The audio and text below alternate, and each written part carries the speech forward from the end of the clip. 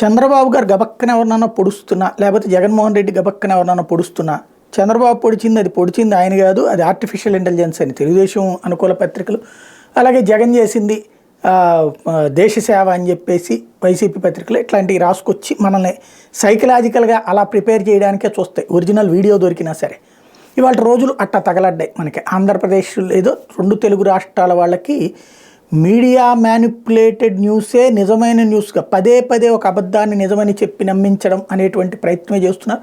కొనాలబైకి ఏమోలేరా అంతే అయి ఉండొచ్చు అనేటువంటి ఫీలింగ్తో బ్రతికేయాల్సిన పరిస్థితి వచ్చింది.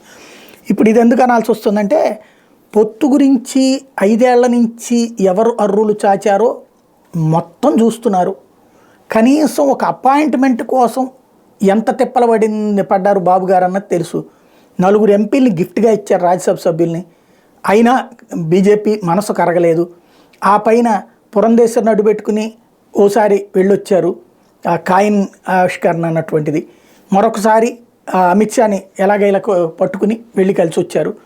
ఇట్లాగా నానా తిప్పలు పడి ఓ రకంగా ఖచ్చితమైన పచ్చి భాషలో చెప్పాలంటే నానా సంకలనాకి ఆయన అక్కడికి వెళ్ళి వాళ్ళని ఏదో మెప్పించి చివరికి సీట్లు తెచ్చుకునే పొత్తు పెట్టుకునే ప్రయత్నం చేస్తుంటే, వీళ్ళు జ్యోతోళ్ళు బీజేపీతో పొత్తు కోసం షరతులు పెట్టారు చంద్రబాబు, వాళ్లే బతిన్లాడుతున్నారు, వాళ్లే వస్తామన్నారు.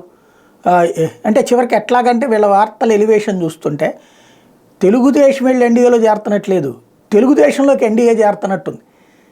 వినేవాళ్ళు వెర్రోళ్ళు అయితే చెప్పేవాళ్ళు రాధాకృష్ణ అన్నటువంటి తరహాలో తయారైతే ఇక ఈ దిగజారుణ్ణి మనం ఇంకా ఇక రాబోయే రోజుల్లో మరింత దారుణాతి దారుణంగా భరించాల్సి వస్తుంది అనుకుంటా.